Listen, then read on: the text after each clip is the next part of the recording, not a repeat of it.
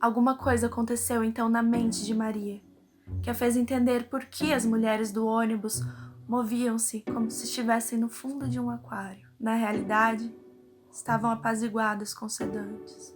E aquele palácio, em sombras, com grossos muros de pedras e escadarias geladas, era na realidade um hospital de enfermas mentais. Assustada, escapou correndo do dormitório e antes de chegar ao portão, uma guarda gigantesca, com um macacão de mecânico, agarrou-a com um movimento de tigre e imobilizou-a no chão com uma chave mestra.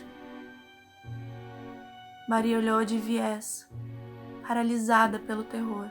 Pelo amor de Deus, disse. Eu juro pela minha mãe morta. Juro pela minha mãe morta que eu só vim telefonar. Bastou ver sua cara para perceber que não havia súplica possível diante daquela energúmena vestida de mecânico, que era chamada de Herculina por sua força descomunal. Era responsável pelos casos difíceis. E 2 reclusas já haviam morrido estranguladas por seu braço de urso polar adestrado na arte de matar por descuido. O primeiro caso ficou resolvido como um acidente comprovado.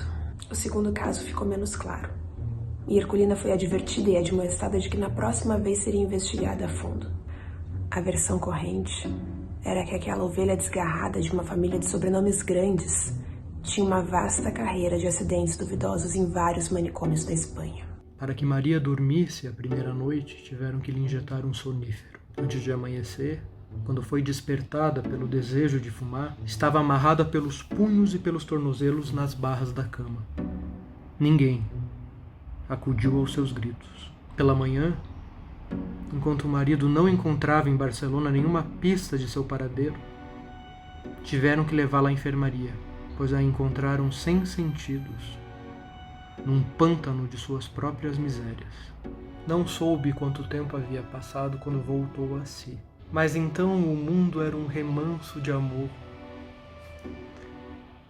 E na frente da sua cama estava um ancião monumental, com um andar de plantígrafo e um sorriso sedante, e que com 2 passes de mestre devolveu-lhe a alegria de viver.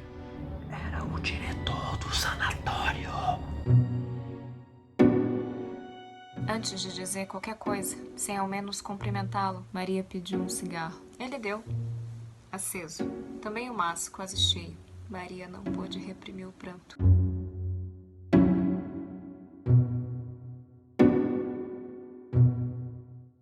Aproveita para chorar o quanto quiser, disse o médico com a sua voz adormecedora. Não existe melhor remédio que as lágrimas. Maria desafogou-se, sem pudor, como nunca havia feito com seus amantes casuais nos tédios de depois do amor.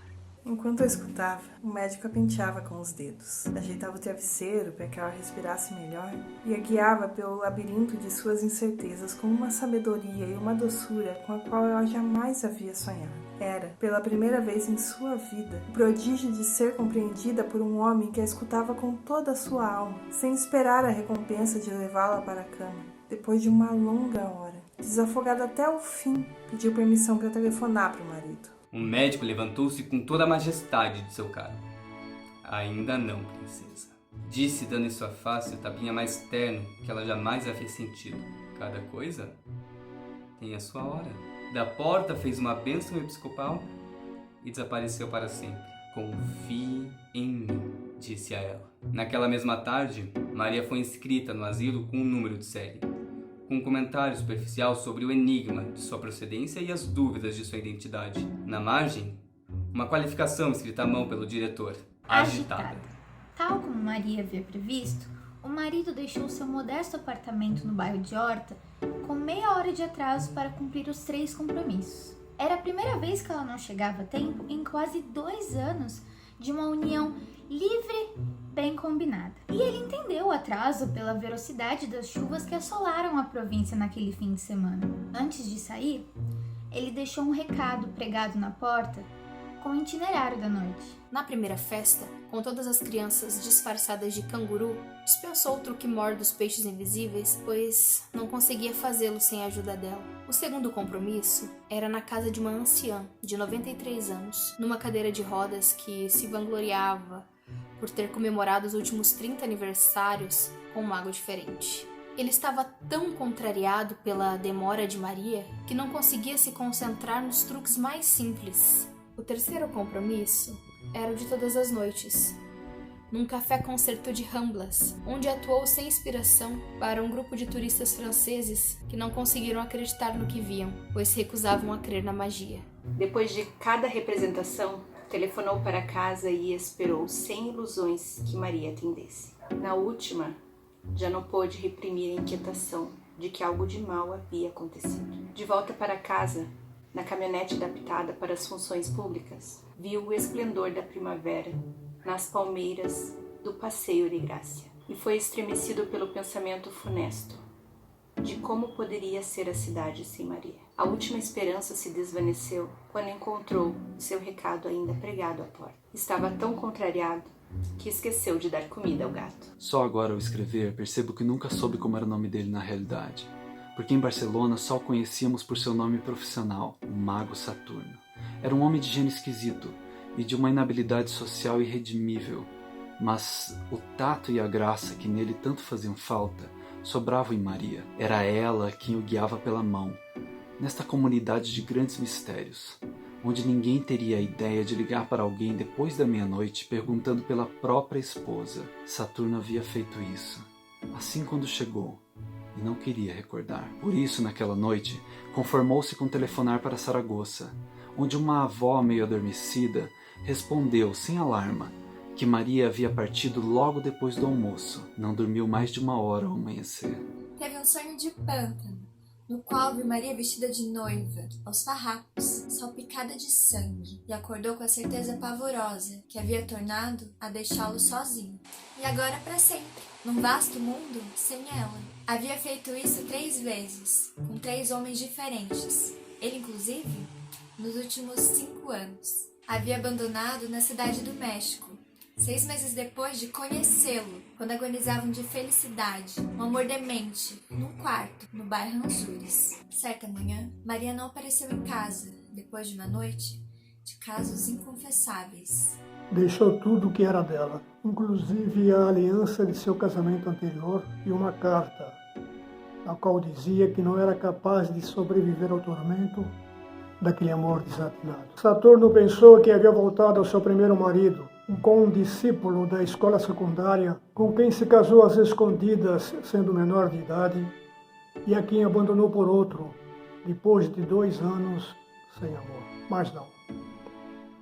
Havia regressado à casa de seus pais, e lá foi Saturno buscá-la a qualquer preço. Rogou sem condições, prometeu mais do que estava decidido a cumprir, mas escorregou numa determinação invencível. Existem amores curtos e amores longos, disse ela. E concluiu sem misericórdia. Este foi curto, e rendeu-se diante do seu rigor. No entanto, certa madrugada de um dia de Todos os Santos, quando voltava para o seu quarto, depois de quase 1 ano de esquecimento, encontrou-a dormindo no sofá, com a coroa de flores de laranjeiras e a longa cauda de espuma das noivas virgens. Maria contou a verdade. O novo noivo, viúvo e sem filhos, com a vida resolvida e a disposição de se casar para sempre na Igreja Católica, havia deixado vestida de noiva, esperando no altar. Seus pais decidiram fazer a festa do mesmo jeito, e ela entrou na brincadeira. Dançou, cantou com os mariachis, abusou da bebida e, num terrível estado de remorsos tardios, foi procurar Saturno à meia-noite.